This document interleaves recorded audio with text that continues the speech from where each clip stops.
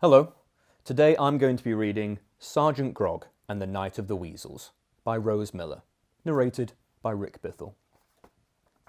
Introduction.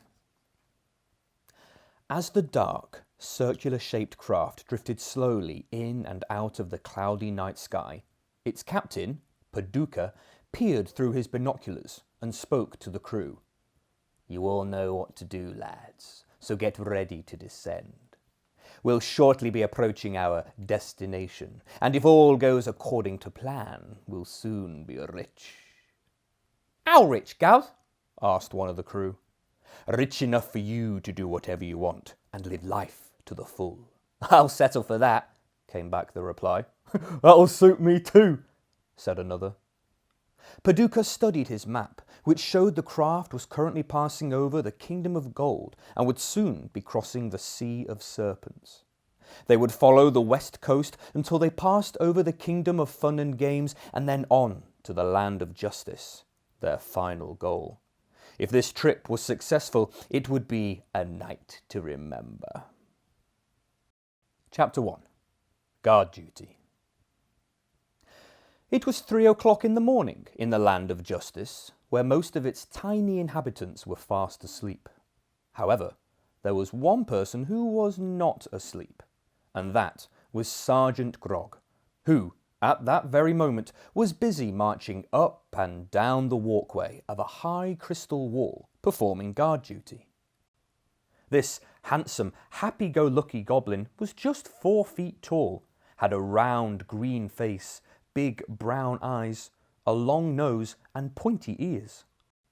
His uniform and helmet were dark green, and he wore black, shiny boots. Around his neck hung a pair of green binoculars, and slung across one of his shoulders was his trusty rifle, always ready for use if necessary.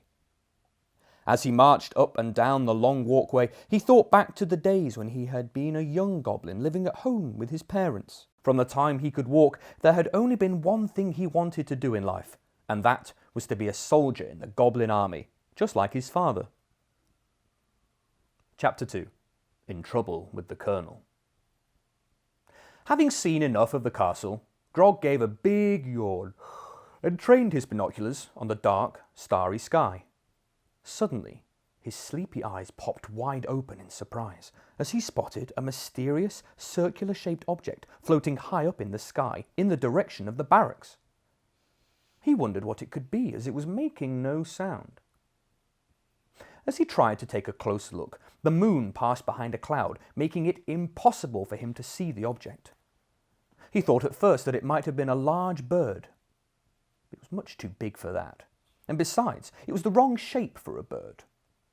He looked towards the castle again and wondered if the object might have come from there, because although the wizard was famous for creating magic spells, he was also an inventor who was a genius in developing new equipment for the army, Navy SEALs, and fairy force. In fact, his latest invention had been a super new fairycopter for his fairy force, which could fly higher and faster than any other type of fairy craft without making a sound. Indeed, this new invention was proving to be highly popular with all the fairies. Now, the rules were that if a guard spotted anything unusual flying in the sky close to the barracks, it was his duty to report the matter right away to Colonel Trumpington. Grog immediately made a decision. He took out his radio transmitter from inside his tunic, flicked on a switch, and spoke into the microphone. "Hello, hello. This is Sergeant Grog calling Colonel Trumpington. Are you there, sir?" Colonel Trumpington yawned and answered sleepily, "Oh, what do you want, Grog? It had better be important." "I wish to report seeing a large, dark, circular object flying in the sky, heading in this direction." The colonel was suddenly wide awake. "Sergeant Grog," he bellowed angrily, looking at his alarm clock, "do you realize what time it is? It is 3 o'clock in the morning and I was fast asleep. I told you not to call me in the middle of the night unless it was very important." "But, sir, it is important," insisted Grog. "And the rules state that if a guard sees anything unusual in the sky, he should—" "Do not tell me the rules, Grog," bellowed the colonel. "It was I who wrote them in the first place." Then his tone changed a little. Oh, look, Grog. It's probably just a weather balloon you've seen, so let's forget about it, all right? Good night. But, sir, persisted Grog, I wasn't informed of any weather balloons flying in the air at this time of night. So if the object is a weather balloon, then why wasn't I told about it? And why is it heading in this direction? How should I know, and why are you asking me anyway? Growled the Colonel. Ask the staff at the weather office. Ask the post office. Ask Superman. Look, Grog, I can't have people waking me up in the night telling me they've seen large circular objects flying around when they can't even tell me what they are.